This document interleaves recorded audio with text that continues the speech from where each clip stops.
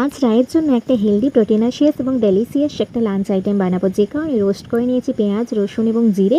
এর সঙ্গে ঘরে থাকা নানান রকম সবজিগুলোকে বড় বড় করে কেটে নিয়েছি। তো প্রথমে যেটা করব, একটুখানি কড়াইতে বাটার দিয়ে তাতে এই রোস্ট করে রাখা মশলাগুলো দিয়ে একটু লালচে লালচে করে ভেজে নেওয়ার পর বাড়িতে থাকা পেঁপে, গাজর এবং বিনস আর আলুকে বড় বড় করে কেটে ভালো করে একটু নেড়ে নিয়ে ওটার মধ্যে রাখা 2 পিস চিকেন আমি অ্যাড করে নিয়েছি এবং ঢাকা দিয়ে দিয়ে একটু ভালো করে নেড়ে নেব। একটু লালচে লালচে হয়ে হাফ বয়েল মতো হয়ে এলে দেখো চিকেনগুলো লালচে লালচে হয়ে গেছে এবং সবজিগুলো একটু নাড়া হয়ে গেলে তাতে এবার জল অ্যাড করে দেবো। এটাকে 15 থেকে 20 মিনিট লো ফ্লেমে ফোটালে তোমরা চাইলে প্রেশার কুকারে দিয়ে দিতে পারো, আমি দিইনি কারণ অন্য রান্না পাশেই করছিলাম আমি।